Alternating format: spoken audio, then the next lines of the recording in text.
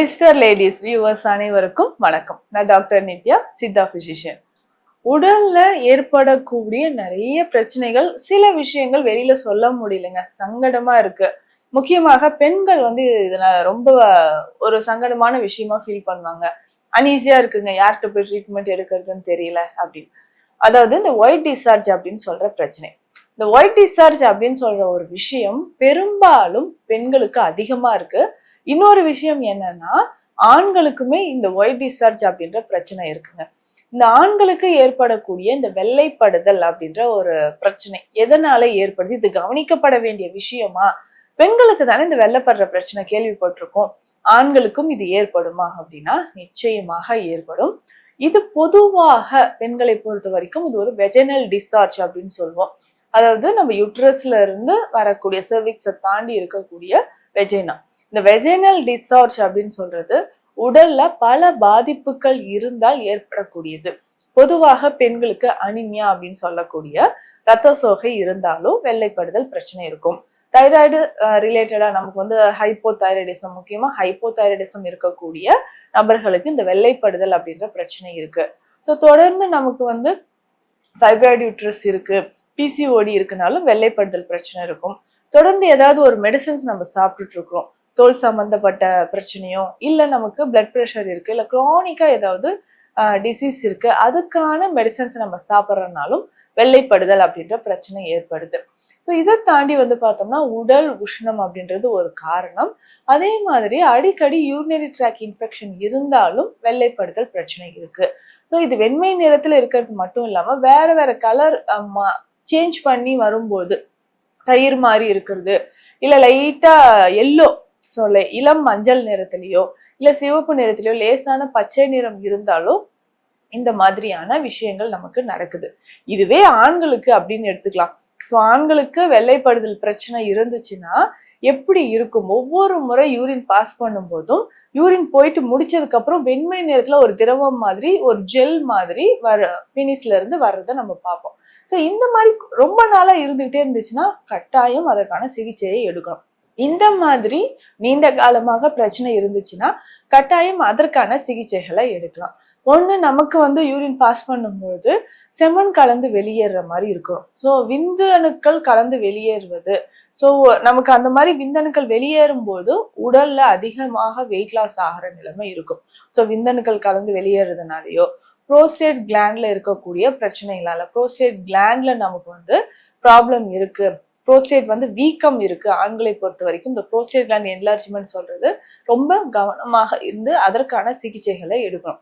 Prostate gland enlargement இருந்தாலோ அடிக்கடி urinary tract infection ஏற்படும் போதோ, இன்னும் ஒரு சிலருக்கு பார்த்தோம்னா பிளாடர் இன்ஃபெக்ஷன் அதிகமா இருக்கும், அந்த மாதிரி இருந்தாலும் உடல் உஷ்ணம் அதிகமாக இருக்கும் போதும் இந்த மாதிரி யூரின் பாஸ் பண்ணதுக்கு அப்புறம், யூரின் போயிட்டு முடிச்சதுக்கு அப்புறம் வெண்மை நிறத்துல ஒரு திரவம் வர மாதிரி இருக்கும்.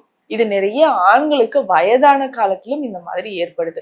ஸோ ஆண் பெண் இருவருக்குமே இந்த மாதிரி வெண்மையான ஒரு திரவம் யூரின் போயிட்டு முடிச்சதுக்கு அப்புறம் வருது அப்படின்னா உடல் எடை குறைய ஆரம்பிக்கும். பால்பிட்டேஷன், இதயம் ஒரு படபடப்பு இருக்கிறத நம்ம பாக்குறோம். ஸோ அடிக்கடி பார்த்தோம்னா ரொம்ப மூச்சு வாங்குது அப்படின்ற ஒரு பிரச்சனை இருக்கும். படபடப்பு, இதயம் ஒரு படபடப்புல இருக்கிற மாதிரியே இருக்கும். மேல் கீழ் மூச்சு வாங்குது, நடக்கவே முடியல, மூட்டுக்கள் அதிகமான வலி இருக்கு, ரொம்ப தலைவலி வர மாதிரி இருக்கு, வயிறு சம்பந்தப்பட்ட பிரச்சனைகள் இருக்கு அப்படின்னு நிறைய ப்ராப்ளம்ஸ் இருக்கும். ஸோ இந்த மாதிரி ஆண் பெண்களுக்கு இந்த வெள்ளைப்படுதல் பிரச்சனை இருக்கு, என்ன காரணமாக இருந்தாலும் இந்த மருந்தை நம்ம தவறாமல் சாப்பிடும்போது, கிட்டத்தட்ட ஒரு 20 to 25 நாட்கள் சாப்பிடும் போதே உடல்ல நிறைய மாற்றம் நமக்கு தெரிய ஆரம்பிக்கும். ஸோ நிறைய மாற்றம் அப்படின்னு சொன்னா கொஞ்சம் கொஞ்சமாக இந்த வெள்ளை ஒழுக்கு அப்படின்ற பிரச்சனை குணமாக ஆரம்பிக்கும்.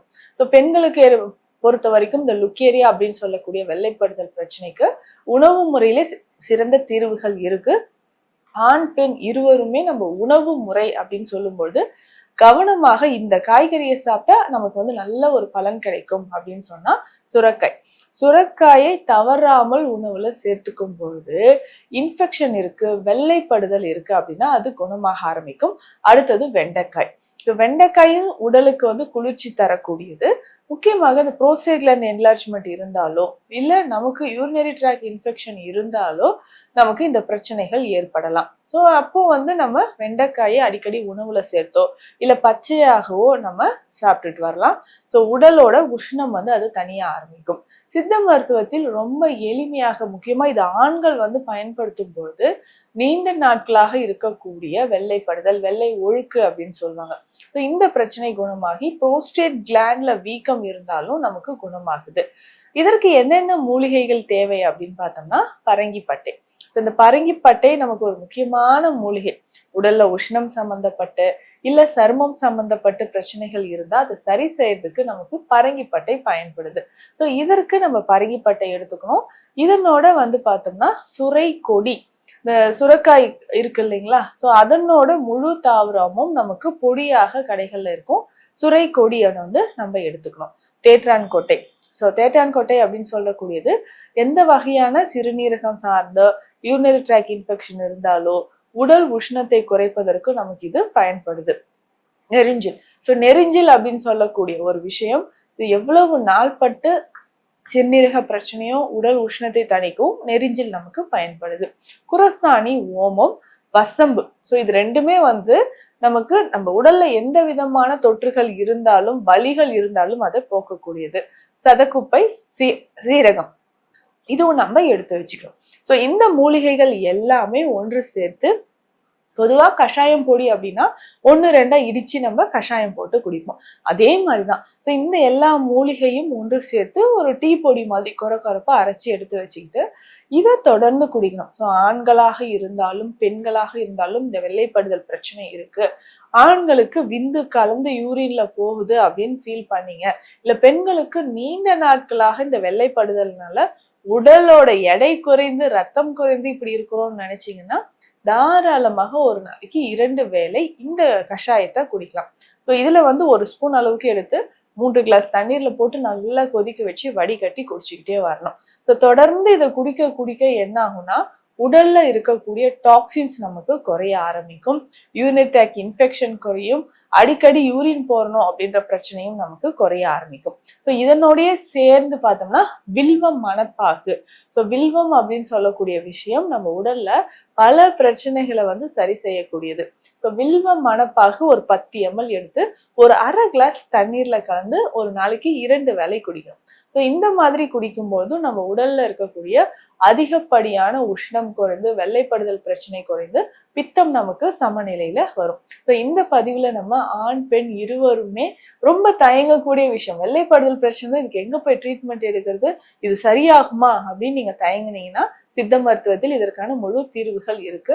ஸோ ஆரம்பத்திலேயே ஆண்கள் முக்கியமாக இந்த சிம்டம்ஸ் இருந்துச்சுன்னா அதை கவனிச்சு ட்ரீட்மெண்ட் எடுக்கணும். இல்லைன்னா நாளடைவில் புரோஸ்டேட் கிளாண்ட்ல நமக்கு கேன்சர் வருவதற்கான வாய்ப்புகளும் இருக்கு. ஸோ ஆரம்பத்திலே ரொம்ப எளிமையாக இந்த சித்த மருத்துவத்துல குணப்படுத்த முடியும். மீண்டும் அடுத்த பதிவில் சந்திக்கலாம். நன்றி.